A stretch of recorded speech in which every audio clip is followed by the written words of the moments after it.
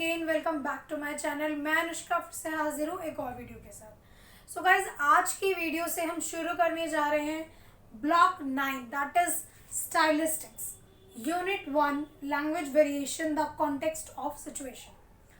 सो guys, within 2 videos हम MEG 4 को complete कर लेंगे and then we will start with MEG 1 that is British poetry. So आज का टॉपिक हमारा रहेगा स्टाइलिस्टिक्स। सो सबसे पहले बात करते हैं स्टाइलिस्टिक्स क्या होता है। वन मोर थिंग गाइस, अगर अभी तक आपने चैनल को सब्सक्राइब नहीं किया है तो प्लीज़ चैनल को सब्सक्राइब कीजिए, और अगर वीडियोस अच्छी लगती हैं तो लाइक कमेंट एंड शेयर भी ज़रूर करें। तो ज़्यादा टाइम ना लेते हुए फटाफट शुरू करते हैं आज के वीडियो को। सबसे पहले बात करते हैं स्टाइलिस्टिक्स की। It is defined as the study of style of language usage in different context linguistic. Stylistic basically होता क्या है? स्टाइलिस्टिक को हम डिफाइन कर सकते हैं as a study of style, यानी ये एक लैंग्वेज के स्टाइल की स्टडी है। यानी लैंग्वेज का जो स्टाइल है वो किस तरीके से यूज़ होता है अलग अलग कॉन्टेक्स्ट में, लिंग्विस्टिक्स में, उसके स्टाइल की जो स्टडी है उसे कहा जाता है स्टाइलिस्टिक्स। अब बात करते हैं लैंग्वेज वेरिएशन की। ये जो है 2 टाइप्स की होती है।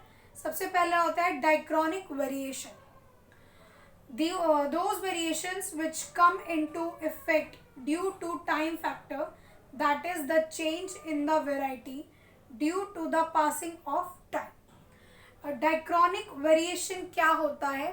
जैसे जैसे लैंग्वेज में चेंज आने लगता है ड्यू टू टाइम फैक्टर, यानी टाइम के अकॉर्डिंग जैसे जैसे लैंग्वेज में धीरे धीरे चेंजेस आने लगते हैं तो उस वेरिएशन को कहा जाता है डाइक्रॉनिक वेरिएशन।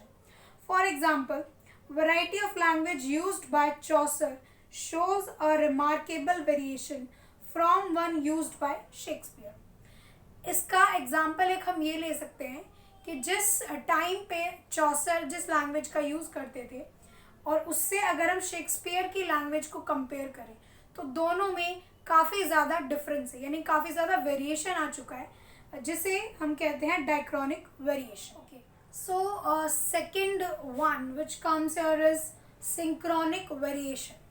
अब सिंक्रोनिक वेरिएशंस क्या होती हैं? Those variations which come into effect in the same time period due to several other factors like geography, social classes, etc. It is further divided into dialect variations, style and register variations. अब synchronic variations क्या होती हैं? वो variations जो उसी same time of period में आती हैं, किस वजह से? ज्योग्राफिकल या फिर सोशल क्लास में डिफरेंसेस की वजह से जो चेंजेस आते हैं, जो वेरिएशंस आते हैं, उन्हें कहा जाता है सिंक्रोनिक वेरिएशन। इसे हम फर्दर भी डिवाइड कर सकते हैं डायलेक्ट वेरिएशन में, स्टाइल और रजिस्टर वेरिएशंस। डायलेक्ट, स्टाइल और वेरिएशंस हम इसी वीडियो में फर्दर अभी डिस्कस करेंगे। सो इसमें सबसे पहले आता है डायलेक्ट। डायलेक्ट क्या होता है? It refers to the speech patterns but it may be defined by social class. A dialect that is associated with a particular social class can be termed as sociolect. It is also distinguished by its vocabulary, grammar and pronunciation. यानी dialect basically होता क्या है? ये refer करता है speech pattern को, यानी जिस तरीके का स्पीच पैटर्न हम यूज़ कर रहे हैं, जैसे बोली बोल रहे हैं, उसे कहा जाता है डायलेक्ट। और इसे हम फर्दर सोशल क्लासेस पे भी डिफाइन कर सकते हैं। जैसे कि अगर हम बात करें कि कोई डायलेक्ट है, अगर वो किसी पर्टिकुलर सोशल क्लास से जुड़ा हुआ है तो उसे कहेंगे सोशियोलेक्ट। अगर कोई रीजनल डायलेक्ट है, वो किसी पर्टिकुलर रीजन से जुड़ा हुआ है तो उसे बोलेंगे रीजनल डायलेक्ट। इसे हम फर्दर डिस्टिंग्विश कर सकते हैं इसके वोकैबुलरी, ग्रामर और प्रोनाउंसिएशन के बेसिस पर। अब डायलेक्ट में ही फर्स्ट पॉइंट हमारा आता है आइडियोलेक्ट। आइडियोलेक्ट क्या होता है? It is defined as a variety of an language unique to an individual. यानी आइडियोलेक्ट यानी आइडल यानी इंडिविजुअल और लेक्ट यानी डायलेक्ट, यानी 2 वर्ड से मिलके बना है। यानी कि किसी पर्टिकुलर इंडिविजुअल की जो बोली होती है, उसका जो डायलेक्ट होता है उसे कहा जाता है आइडियोलेक्ट। तो इसमें जो सेकंड पॉइंट आता है वो है डायलेक्ट एंड लैंग्वेज। डायलेक्ट हम बोल सकते हैं कि वो एक तरीके से बोली होती है और लैंग्वेज भाषा होती है। A dialect is a variety of language. A language can have different dialects. एक जो डायलेक्ट है वो लैंग्वेज की अलग अलग वेराइटी होती है, यानी एक भाषा को हम अलग अलग तरीके से बोल सकते हैं, अलग अलग बोली में बोल सकते हैं। अ language can have different dialects, और एक लैंग्वेज के काफ़ी सारे डायलेक्ट्स हो सकते हैं। जैसे कि एग्जाम्पल के लिए in India Bhojpuri and Awadhi are two different dialects of Hindi. अगर हम इंडिया की बात करें तो भोजपुरी और अवधी जो हैं वो दो अलग अलग डायलेक्ट्स हैं। कौन सी लैंग्वेज के? हिंदी के। Third point is accent. It marks speakers as a member of group by the pronunciation of the standard language. Accent, जैसे कि हम जानते हैं कि हमारे बोलने का जो एक्सेंट होता है, यानी कि हम एक वर्ड को किस तरीके से प्रोनाउंस करते हैं, एक स्टैंडर्ड लैंग्वेज को, एक भाषा को किस तरीके से किस प्रोनाउंसिएशन में बोलते हैं, उसे कहा जाता है accent. The fourth point is style. It is an another form of variation which develops due to different social situation. अब स्टाइल जो है वो किस चीज़ को मार्क करता है? Form of variation. एक वेरिएशन की ये फॉर्म है जो कि डेवलप होती है अलग अलग डिफरेंट सिचुएशंस में, यानी सिचुएशन पर डिपेंड करता है कि हम किस वेरिएशन में उस लैंग्वेज को बोल रहे हैं।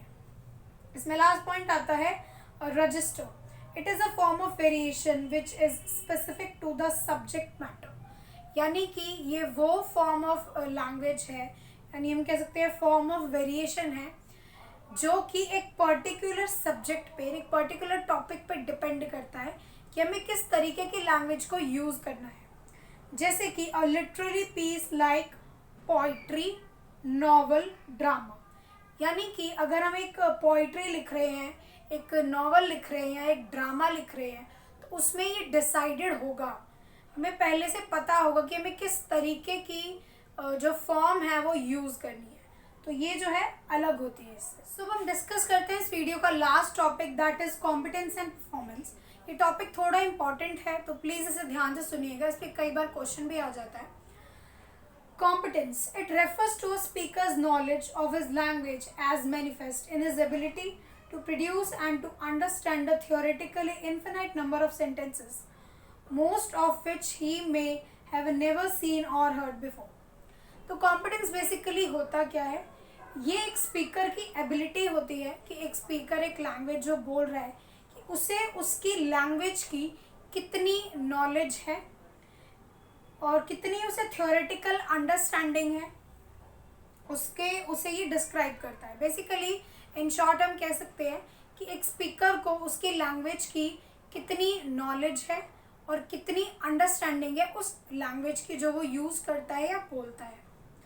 अब बात करते हैं परफॉर्मेंस की। परफॉर्मेंस जैसे नाम से ही पता चल रहा है किसी चीज़ को परफॉर्म करना।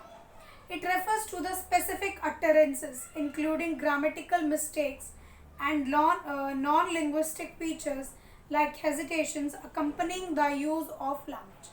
Performance यानी कि वो किसी जिस लैंग्वेज को वो बोल रहा है, जिस लैंग्वेज को वो यूज़ कर रहा है, उसमें वो उसे किस तरीके से अटर कैसे करता है, बोलता कैसे है, उसकी कितनी ग्रामेटिकल मिस्टेक्स है उसमें, और कितने नॉन लिंग्विस्टिक फीचर्स वो यूज़ करता है, यानी हेजिटेट, कहीं वो उस लैंग्वेज को बोलते हुए हेजिटेट तो नहीं होता।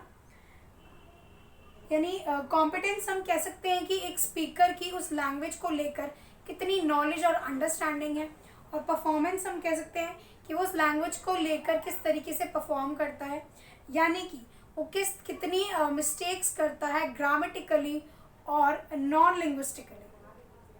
सो गाइस, इसी के साथ ये टॉपिक यहाँ पे कंप्लीट होता है, वीडियो मैं यहाँ पे समाप्त करती हूँ। आई होप आपका टॉपिक समझ में आया होगा। अगर वीडियो अच्छा लगा तो चैनल को सब्सक्राइब, लाइक एंड शेयर ज़रूर करें। मिलते हैं नेक्स्ट वीडियो में एक नए टॉपिक के साथ। तब तक के लिए keep smiling, keep learning, keep growing, never stop learning because life never stop teaching. Thanks for watching.